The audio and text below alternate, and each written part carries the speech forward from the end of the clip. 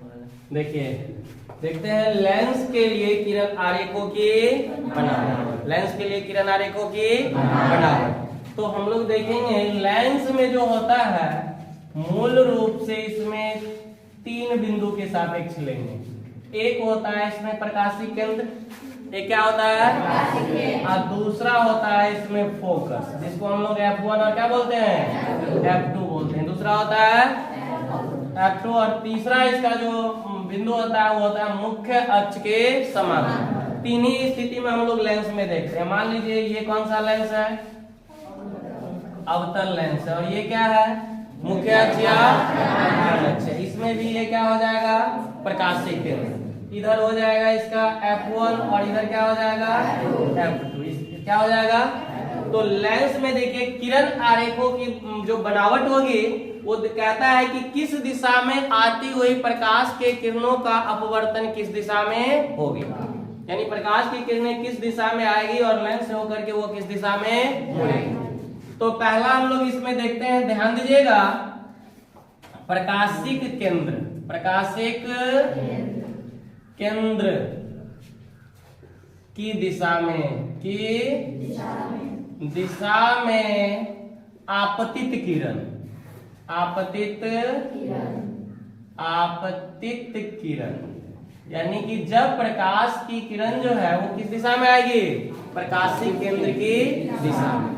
तो देखिए यहाँ पर हम लोग प्रकाशीय केंद्र के डिफिनीशन में देखे थे कि मुख्य अक्ष की वह बिंदु, मुख्य अक्ष की वह बिंदु जिस दिशा में आती हुई प्रकाश की किरणें अपने पथ से बिना विचलित हुए सीधे निकल जाती है या उसी पथ पर गुजर जाती है। तो अब देखिए तो वही चीज ये प्रकाशीय केंद्र O है। तो इस दिशा में आती हुई प्रकाश की किरणें अपने पथ से बिना विचलित हुए उसी पथ पर क्या होती है आगे निकल जाती है। दूसरा हम लोग अवतल लेंस में भी देखेंगे तो इसमें भी प्रकाशिक केंद्र का डिफिनीशन वही था कि ये क्या हो गया इसका प्रकाशिक केंद्र। तो प्रकाशिक केंद्र की दिशा में आती हुई प्रकाश की किरणें, प्रकाशिक केंद्र की दिशा में आती हुई प्रकाश की किरणें अपने पथ से बिना विचलित हुए सीधे उसी पथ पर आगे निकल जाती है, उसी पथ पर आगे निकल जाती है। इसके बाद कहता है नंबर 2 में, ध्यान दीजिएगा हम उतना सब मतलब पॉइंट लिखेंगे नहीं। दूसरा कहता है, मान लीजिए यहीं पर क्वेश्चन और आंसर दोनों लेंगे हम लोग। देखिए ये एक क्या है उत्तल लेंस और ये इसका प्रकाशिक केंद्र है और ये क्या है F1 और ये क्या है F2। अब कहेगा आपको कि फोकस की दिशा में आती हुई प्रकाश की किरणें, फोकस की दिशा में आती हुई प्रकाश की किरणें। तो ध्यान दीजिएगा चाहे वो नीचे से ऊपर की ओर लीजिए या ऊपर से नीचे की ओर। तो याद कीजिए आपको यहाँ पर प्रथम फोकस की हम लोग परिभाषा में भी पढ़े थे कि जिस बिंदु से आती हुई प्रकाश की किरणें लेंस से अपवर्तन के बाद मुख्य अक्ष के समांतर गुजर जाती है, मुख्य अक्ष के, तो वह उसका प्रथम फोकस है। तो देखिए F1 की दिशा में आती हुई प्रकाश की क्या है किरण है। तो लेंस से अपवर्तन के बाद, लेंस से अपवर्तन के बाद यह किस दिशा में गुजर जाएगी मुख्य अक्ष के समांतर गुजर जाएगी, मुख्य अक्ष के। अब मान लीजिए ये जो है अवतल लेंस है, ये क्या है अवतल लेंस है और ये देखिए इसका प्रकाशिक केंद्र है। फिर इधर हो जाएगा F2 और इधर क्या हो जाएगा F1, यानी प्रथम फोकस की दिशा में आती हुई प्रकाश की किरण।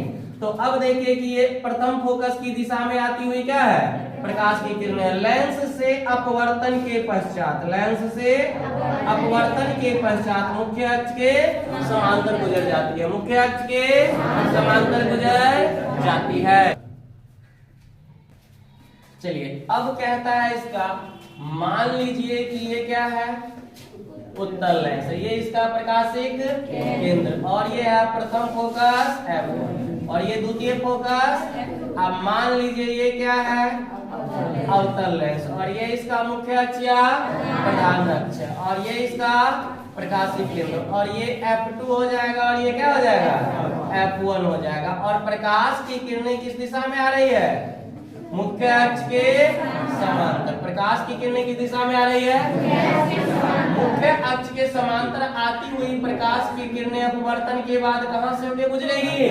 मुख्य फोकस से होकर या F2 से होकर गुजर जाती है। मुख्य फोकस या F2 से होकर गुजरती है, या ध्यान दीजिएगा F2 से आती हुई प्रतीत होती है। तो कहते हैं कि मुख्य अक्ष के समांतर आती हुई प्रकाश की किरणें, मुख्य अक्ष के समांतर प्रकाश की किरणें लेंस से अपवर्तन के बाद, लेंस से अपवर्तन के पश्चात मुख्य फोकस से होकर गुजर जाती है या मुख्य फोकस से आती हुई प्रतीत होती है। और इस तीन स्थिति को बढ़िया से याद रखेगा, तभी आपका प्रतिबिंब की स्थिति पता चल पाएगी। या अगर भूल भी जाते हैं तो लाइन खींच करके आसानी से याद कर सकते हैं। तो पहला, जब प्रकाश की किरण प्रकाशित केंद्र की दिशा में आती है तो अपने पथ से बिना विचलित हुए उसी पथ पर आगे निकल जाती है या आगे गुजर जाती है। दूसरा, जब प्रकाश की किरण प्रथम फोकस की दिशा में आती है तो लेंस से अपवर्तन के पश्चात मुख्य अक्ष के समांतर गुजर जाती है। लेंस से अपवर्तन के पश्चात मुख्य अक्ष के समांतर गुजर जाती है। तीसरा, जब प्रकाश की किरण मुख्य अक्ष के समांतर आती है तो, जब प्रकाश की किरण मुख्य अक्ष के समांतर आती है तो लेंस से अपवर्तन के पश्चात मुख्य फोकस से होकर गुजरती है या मुख्य फोकस से आती हुई प्रतीत होती है। देखिए, देखते हैं लेंस में प्रतिबिंब का बनना, प्रतिबिंब का। तो लेंस कितने प्रकार के होते हैं? दो प्रकार के, उत्तल लेंस और अवतल लेंस। उत्तल लेंस और अवतल लेंस। तो जिसके लिए कहा जाता है कि भिन्न भिन्न प्रकार के लेंसों में वस्तु का प्रतिबिंब भिन्न भिन्न आकार व प्रकृति के बनते हैं, भिन्न भिन्न आकार व प्रकृति के बनते हैं। तो सबसे पहले हम लोग देखेंगे, ध्यान दीजिएगा, दर्पण में अवतल में सभी स्थिति में हम लोग प्रतिबिंब को देखते हैं और लेंस में उत्तल में, दोनों एक दूसरे के अपोजिट होता है। तो ध्यान दीजिएगा, तो सबसे पहले हम लोग इसमें जो देखेंगे उत्तल लेंस में, किसमें देखेंगे? उत्तल लेंस में। उत्तल, याद होगा दर्पण में हम आपको बताए थे कि प्रतिबिंब की स्थिति को हम लोग कैसे व्यक्त करते हैं, प्रतिबिंब की स्थिति को कैसे व्यक्त करते हैं। पहला यहाँ पर से स्थिति के लिए पहले जान लीजिए, जो स्थिति के आधार पे आप इसकी प्रतिबिंब की स्थिति को आसानी से दर्शा सकते हैं। ये लेंस है और ये इसका क्या है? प्रकाशिक केंद्र। और ये क्या है? F1। और ये क्या होगा? 2F1। ध्यान दीजिएगा, ये प्रथम फोकस के दुगुनी दूरी पर स्थित बिंदु होता है। और ये हो गया इसका F2 और ये क्या हो जाएगा? 2F2। याद होगा दर्पण में था उसका क्या? ध्रुव, उसके बाद था फोकस, उसके बाद था वक्रता केंद्र। लेकिन इसमें जो है ध्रुव के जगह प्रकाशिक केंद्र, इसमें क्या है? प्रकाशिक प्रथम फोकस और प्रथम फोकस के दुगुनी दूरी। ये तीन बिंदु है, इसके आधार पे हम लोग वस्तु को स्थित करते हैं।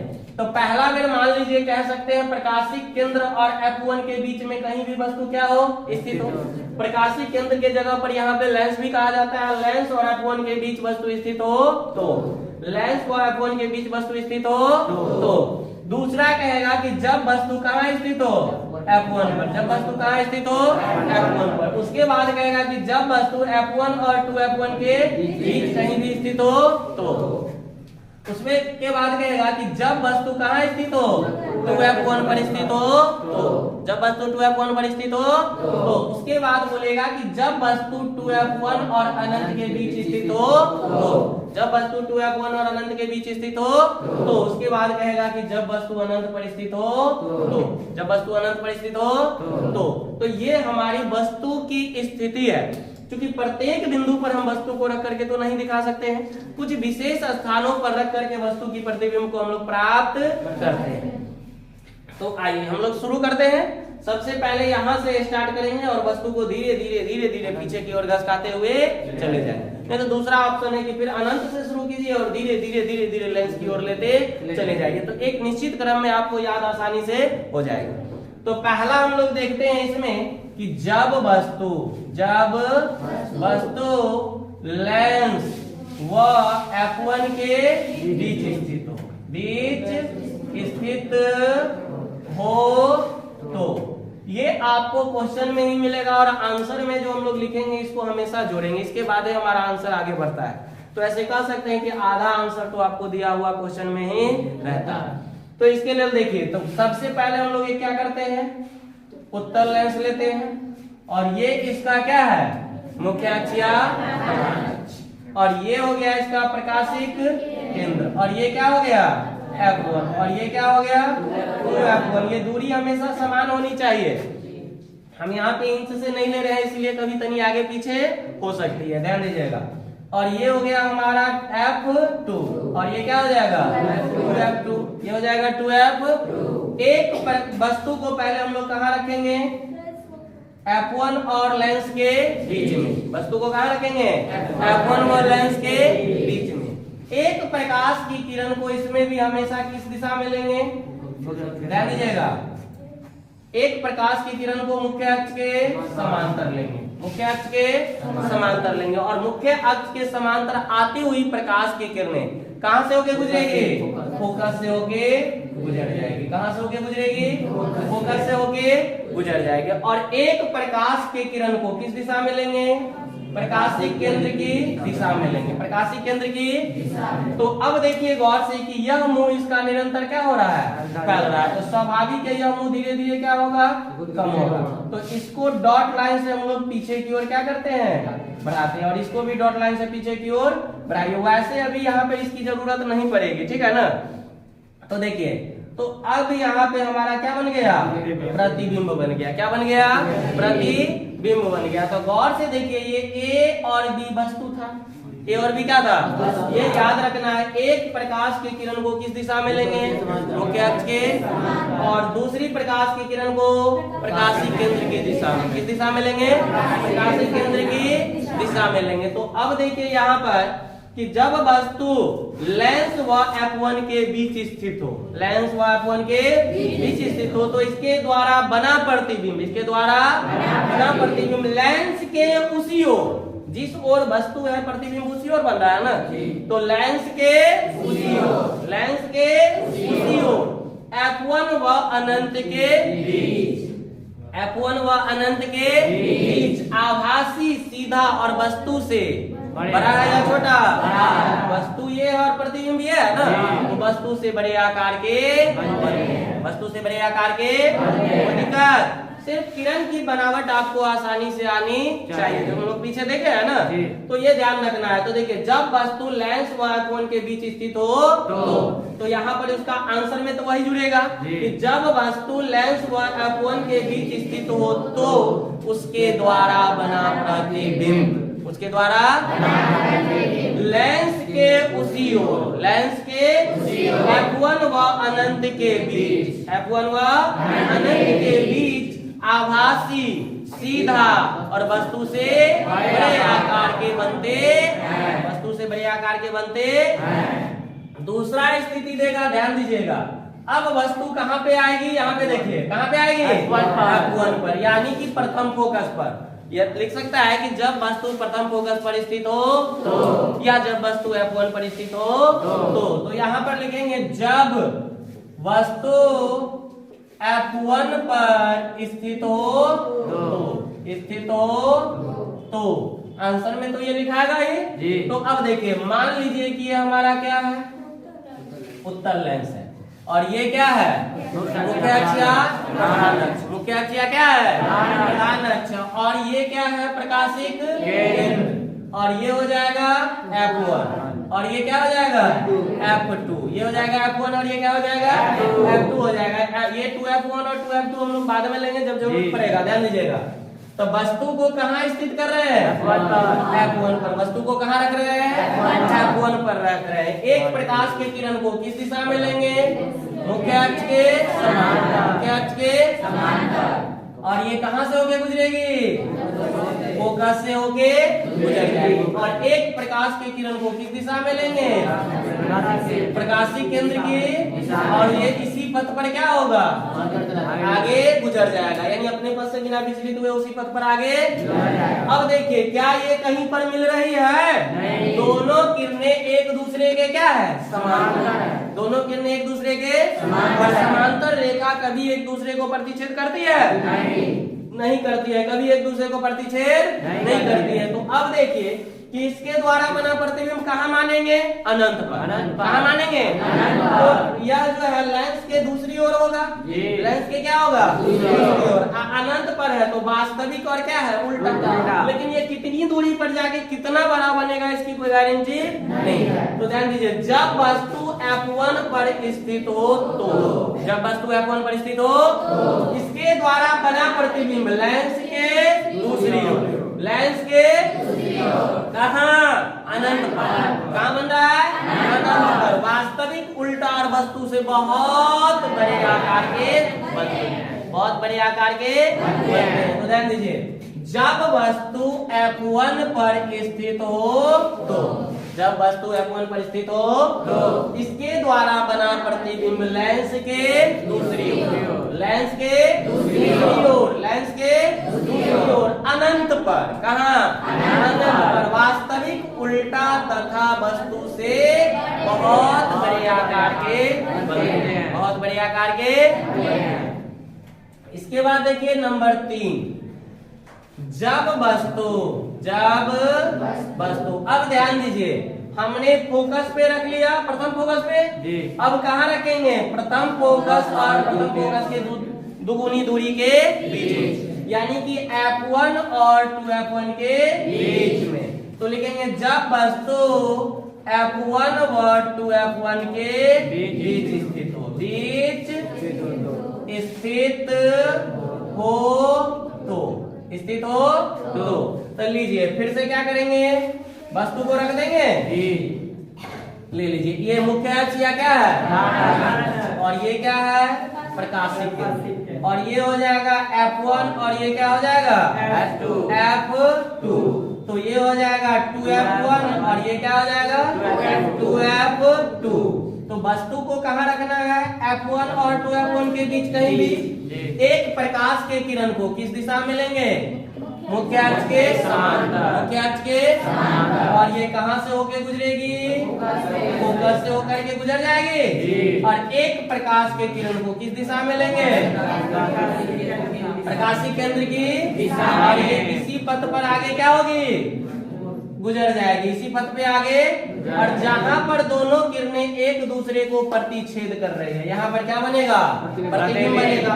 तो देखिए A और B ये वस्तु है, इसके द्वारा बना हुआ क्या है? प्रतिबिंब है। अब देखिए इसी को हम आंसर भाषा में लिखेंगे, जब वस्तु F1 और 2F1 के बीच स्थित हो तो, स्थित हो तो इसके द्वारा बना प्रतिबिंब लेंस के दूसरी ओर, लेंस के दूसरी ओर 2F2 और अनंत के बीच, 2F2 और अनंत के बीच वास्तविक उल्टा और वस्तु से बड़े आकार के बनते हैं। वस्तु से बड़ा है या छोटा? बड़ा है ना। तो यानी जब वस्तु F1 और 2F1 के बीच स्थित हो तो इसके द्वारा बना प्रतिबिंब, इसके द्वारा बना प्रतिबिंब लेंस के दूसरी ओर, लेंस के दूसरी ओर 2F2 और अनंत के बीच वास्तविक उल्टा और वस्तु से बड़े आकार के बनते हैं, वास्तविक उल्टा और वस्तु से बड़े आकार के बनते हैं। इसका चौथा स्थिति कहाँ पे आ जाएगा? वस्तु ध्यान दीजिए 2F1 पर। कहाँ पे आ जाएगा? 2F1 पर। तो देखिए जब वस्तु 2F1 पर, तो देखिए जब वस्तु 2F1 पर स्थित हो तो यहाँ से हम लोग स्थिति धीरे धीरे पीछे की ओर खसक रहा है ना। अब वस्तु को कहाँ रख रहा है? 2F1 पर। तो इसके लिए देखिए ये एक उत्तल लेंस ले लिए और ये मान लेते हैं मुख्य अक्ष या क्या है? और ये क्या है? प्रकाशिक केंद्र। और ये F1 है और ये क्या है? 2F1। और ये F2 है और ये 2F2। अब वस्तु को कहाँ रख रहे हैं? 2F1 पर। वस्तु को कहाँ रख रहे हैं? एक प्रकाश के किरण को किस दिशा में लेंगे? समांतर। कहाँ से होके गुजरेगी? फोकस से होके। एक प्रकाश के किरण को किस दिशा में लेंगे? प्रकाशिक केंद्र की। और ये इसी पथ पर आगे क्या होगा? गुजर जाएगा। और जहां एक दूसरे को प्रतिच्छेद करता है क्या बन जाएगा? प्रतिबिंब। तो A और B क्या है? वस्तु है, इसके द्वारा बना हुआ क्या है? प्रतिबिंब है। कितनी आसानी से देख लीजिए, अगर थोड़ा सा किरण की बनावट को अगर आप जान रहे हैं तो प्रतिबिंब खींच सकते हैं, याद रखने की जरूरत नहीं है। समझ जाइए, आराम से चिड़चिड़ी पारिए और आंसर निकल गया। समझ रहे हैं ना कि जब वस्तु 2f1 पर स्थित हो तो यहाँ पर तो ये भाषा जोड़ेंगे आंसर में। तो जब वस्तु 2f1 पर स्थित हो तो इसके द्वारा बना प्रतिबिंब लेंस के 2f2 पर, 2f1 पर है तो कहाँ बन रहा है 2f2 पर, इसके द्वारा बना प्रतिबिंब लेंस के दूसरी ओर 2f2 पर वास्तविक उल्टा वस्तु के बराबर आकार के, वास्तविक उल्टा और वस्तु के बराबर आकार के, कोई दिक्कत। जब वस्तु 2f1 पर स्थित हो तो, जब वस्तु 2f1 पर स्थित हो तो इसके द्वारा बना प्रतिबिंब लेंस के 2f2 पर, 2f2 पर वास्तविक उल्टा और वस्तु के बराबर आकार के बनते हैं, वास्तविक उल्टा और वस्तु के बराबर आकार के बनते हैं। अब देखिए नंबर 5 में, अब वस्तु को कहाँ रखेंगे, जब वस्तु 2f1 और अनंत के बीच स्थित हो तो, जब वस्तु 2f1 और अनंत के बीच स्थित हो तो ध्यान दीजिए, जब वस्तु 2f1 व अनंत के बीच स्थित हो तो, बीच स्थित हो तो, जब वह 2f1 और अनंत के बीच स्थित हो तो अब देखिए फिर से हम लोग इसका एक चिड़चिड़ी पार देते हैं, लीजिए। अब ये क्या है, प्रकाशिक केंद्र। बचपन में वो कुरेट खेला होगा ना रे, f1 और ये क्या है f2 है, ओकरे तनी बढ़िया से हम लोग पारते हैं। ये 2f1 है और ये क्या है 2f2 है। वस्तु को रखना कहाँ है 2f1 और अनंत के बीच, 2f1 और अनंत के बीच। देखिए ये वस्तु ले लिए 2f1 और अनंत के बीच, एक प्रकाश के किरण को किस दिशा में लेंगे, अक्ष के समांतर, और ये कहां से होके गुजरेगी, फोकस से होके गुजर जाएगी। और एक प्रकाश के किरण को किस दिशा में लेंगे, प्रकाशीय केंद्र की, और ये इसी पथ पर आगे गुजर जाएगी। अब देखो ये जहाँ पे काट रही है एक दूसरे को, वही ना प्रतिबिंब बनेगा। क्योंकि प्रतिबिंब का भी तो परिभाषा याद होगा ना, किसी बिंदु स्रोत से आती हुई प्रकाश की किरणें लेंस से अपवर्तन के पश्चात जिस बिंदु पर मिलती है या जिस बिंदु पर मिलती हुई प्रतीत होती है वह प्रतिबिंब कहलाते, वह बिंदु ही प्रतिबिंब कहलाते। तो इस बिंदु पर यह मिल रही है ना, तो अब देखिए ये A और ये क्या है, और ये A डैश और ये क्या है A डैश है। तो अब देखिए जब वस्तु 2f1 व अनंत के बीच स्थित हो तो इसके द्वारा बना प्रतिबिंब, इसके द्वारा बना प्रतिबिंब लेंस के दूसरी ओर f2 और 2f2 के बीच, f2 और 2f2 के बीच वास्तविक उल्टा और वस्तु से छोटे आकार के बनते, वास्तविक उल्टा और वस्तु से छोटे आकार के बनते हैं। एक और स्थिति इसका लास्ट है, देखिए। अब ये क्या कहता है, जब वस्तु अब तो हो गया, इसके बाद तो एक ही स्थान बचा हुआ है अनंत। तो जब वस्तु अनंत पर स्थित हो तो लीजिए ये बना लिए हम लोग क्या, एक उत्तल लेंस, क्या बना लिए। अब मान लीजिए ये इसका मुख्य अक्ष क्या है, और ये इसकी प्रकाश एक, और ये इसका f1 है और ये इसका f2 है। वस्तु कहाँ पे है, ऐसी प्रकाश की किरणें लेंगे, ऐसा लेंगे समांतर आने वाली प्रकाश की किरणें कहाँ से होकर गुजरेगी, फोकस से। कहाँ से होकर गुजरेगी, फोकस से होकर गुजरेगी। तो इसका प्रतिबिंब कहाँ बन रहा है, फोकस पर। कहाँ बन रहा है, फोकस पर। तो जब वस्तु अनंत पर स्थित हो तो, जब वस्तु अनंत पर स्थित हो तो इसके द्वारा बना प्रतिबिंब लेंस के दूसरी ओर मुख्य फोकस पर या f2 पर। कहाँ बन रहा है, मुख्य फोकस पर या f2 पर वास्तविक उल्टा और वस्तु की अपेक्षा बिंदुवत बनते, वास्तविक उल्टा और वस्तु की अपेक्षा बिंदुवत बनते। अवतल लेंस में प्रतिबिंब का बनना, अवतल लेंस में प्रतिबिंब का पहला तो ये याद रखिएगा कि अवतल लेंस में सदैव आभासी प्रतिबिंब बनते हैं। दर्पण में याद रखना था हमको कि अवतल दर्पण में आभासी और वास्तविक दोनों बनता है, समतल और उत्तल में केवल आभासी प्रतिबिंब बनता है। लेंस में, उत्तल लेंस में आभासी और वास्तविक दोनों प्रतिबिंब प्राप्त होते हैं और अवतल लेंस में केवल आभासी प्रतिबिंब प्राप्त होते हैं। और वास्तविक प्रतिबिंब हमेशा उल्टा होता है और आभासी प्रतिबिंब हमेशा सीधा होता है। आभासी प्रतिबिंब हमेशा सीधा होता है, क्योंकि जहाँ आभासी होगा वो सीधा होगा, अवास्तविक होगा वो उल्टा। ऑब्जेक्टिव में इस चीज को ध्यान रखिएगा, नहीं तो देगा जो उत्तल लेंस में प्रतिबिंब बनता है तो वहां पे देगा वास्तविक व सीधा, वास्तविक व उल्टा, आभासी व सीधा, समझ रहे हैं ना। तो कॉम्बिनेशन याद रखना है, वास्तविक है तो उल्टा और आभासी है तो सीधा होगा, आभासी है तो सीधा। और अवतल लेंस में प्रतिबिंब हमेशा क्या होता है, आभासी, यानी आभासी व सीधा होता है।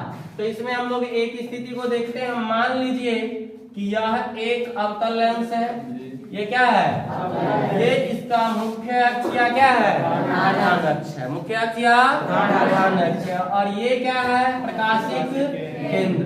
मान लेते हैं ये क्या है, F2 होगा इधर, ये क्या है, और ये क्या है F1 और ये क्या है F1।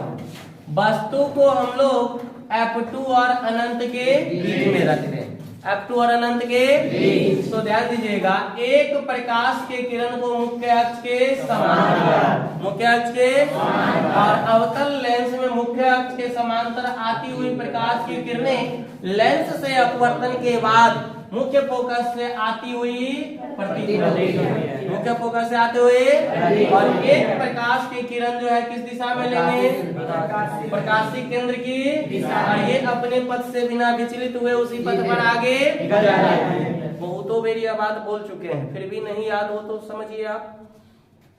अब देखिए, इसके द्वारा ये यहाँ पे बना हुआ क्या है, प्रतिबिंब, इसके द्वारा ये बना हुआ प्रतिबिंब है। तो A और B कोई वस्तु स्थित है और A डैश और B डैश इसके द्वारा बना हुआ क्या है, प्रतिबिंब है, इसके द्वारा बना हुआ। तो देखिए, जब वस्तु फोकस और अनंत के बीच, जब वस्तु फोकस और अनंत के बीच स्थित हो तो इसके द्वारा बना प्रतिबिंब लेंस के उसी ओर, लेंस के उसी ओर, प्रकाशिक केंद्र व मुख्य फोकस के बीच, या लेंस व मुख्य फोकस के बीच, लेंस व मुख्य फोकस के बीच आभासी सीधा और वस्तु से छोटे आकार के बनते। आप कहीं भी स्थिति ले जाइए, इसका हमेशा यही स्थिति प्राप्त होगी, यही स्थिति इसका प्राप्त होगी। तो ये याद रखना है इसमें। देखिए, इसके बाद दे रहा है चिन्ह परिपाटी, चिन्ह परिपाटी, चिन्ह परिपाटी। ध्यान दीजिएगा, दर्पण के लिए और लेंस के लिए चिन्ह परिपाटी सामान्य होता है, सिर्फ उसमें ये होता है कि दूर बोलती है और इसमें प्रकाशिक केंद्र होता है। तो हम लोग यहाँ पे इसको एक बार समझ लेते हैं। देखिए, जैसे कि हम लोग ग्राफ में देखते हैं, ग्राफ में ये एक क्षैतिज रेखा है और ये एक उदग्र रेखा है, दोनों एक दूसरे को लंबवत रूप से प्रतिच्छेद करती है, तो उसके कटान बिंदु को ही हम लोग मूल बिंदु मानते हैं, मूल बिंदु। और यह पता है कि मूल बिंदु से ऊपर की ओर धनात्मक, मूल बिंदु से ऊपर की ओर धनात्मक होती है और नीचे की ओर ऋणात्मक होती है, नीचे की ओर ऋणात्मक होती है। और इसके देखिए गौर से, दाईं ओर धनात्मक होती है, दाईं ओर धनात्मक, और बाईं ओर क्या होती है, ऋणात्मक होती है, बाईं ओर ऋणात्मक होती है। तो लेंस में क्या किया जाता है, मूल बिंदु जो है लेंस की प्रकाशिक केंद्र को मान लिए जाते हैं, लेंस की प्रकाशिक केंद्र को ही मूल बिंदु मान लिए जाते हैं। तो प्रकाशिक केंद्र से दाईं ओर की दूरियां धनात्मक, दाईं ओर की दूरियां, और प्रकाशिक केंद्र से बाईं ओर की दूरी ऋणात्मक जाते हैं, ऋणात्मक, यानी कि इससे इधर प्रतिबिंब या वस्तु जो भी होगा उसकी दूरी ऋणात्मक होगी, और ये प्रकाशिक केंद्र से दाईं ओर होगी वो भी क्या होगी।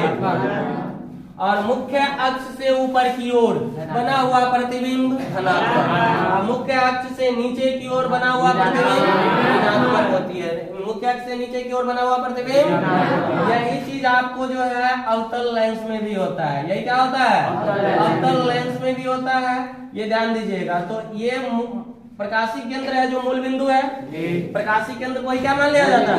मूल बिंदु। इससे दाईं ओर की दूरी धनात्मक, इससे बाईं ओर की दूरी मुख्य अक्ष जो एक्स अक्ष के स्थिति में हम लोग लिए हैं, तो उससे ऊपर की ओर और उससे नीचे की ओर ऋणात्मक। यही रीजन है कि आभासी प्रतिबिंब हमेशा मुख्य अक्ष से ऊपर की ओर बनता है, तो आभासी प्रतिबिंब हमेशा धनात्मक होगा और वास्तविक प्रतिबिंब हमेशा मुख्य अक्ष से नीचे की ओर बनता है, तो वो क्या होता है? ऋणात्मक होता है। क्या होता है? जो आवर्धन में आपको देता है कि आवर्धन माइनस या आवर्धन प्लस, यानी कि ऋणात्मक या धनात्मक चिन्ह क्या दर्शाता है, जो कि वस्तु द्वारा बने प्रतिबिंब की प्रकृति को दर्शाता है। यदि ऋणात्मक है तो वस्तु द्वारा बना प्रतिबिंब वास्तविक व उल्टा होगा, अगर धनात्मक है तो वस्तु द्वारा बना प्रतिबिंब आभासी व सीधा होगा। इसी में देता है कि आवर्धन +1 या आवर्धन -1 से क्या तात्पर्य है, यानी कि आवर्धन +-1 से आप क्या समझते हैं। तो ये भी चीज आपको देता है कि m बराबर +-1 का क्या तात्पर्य है। तो ध्यान दीजिएगा, आवर्धन +-1 वस्तु द्वारा बने प्रतिबिंब की प्रकृति को दर्शाती है। यदि आवर्धन m का मान +1 है तो वस्तु द्वारा बना प्रतिबिंब, वस्तु द्वारा बना प्रतिबिंब आभासी सीधा तथा वस्तु के बराबर आकार के, एक का भी तात्पर्य लेकिन आभासी सीधा तथा वस्तु के बराबर आकार के, बराबर आकार के हैं। अगर m बराबर -1 यानी ऋणात्मक है, -1 है, तो वस्तु द्वारा बना प्रतिबिंब, वस्तु द्वारा बना प्रतिबिंब वास्तविक उल्टा और वस्तु के बराबर आकार के, क्योंकि वो चिन्ह +-1 तो वो उसके वास्तविक और आभासी पे निर्भर करता है। और m बराबर हमको पता है कि h' क्या होता है? h होता है ना। तो यदि दोनों का आकार बराबर होगा तभी ना m का मान 1 आएगा। तो 1 दर्शाता है कि दोनों की आकार क्या होगी? समान, दोनों की आकार समान होगी। और अगर प्लस में है तो आभासी व सीधा होगी, और माइनस में है तो आभासी व वास्तविक व उल्टा होगी, वास्तविक व उल्टा होगी।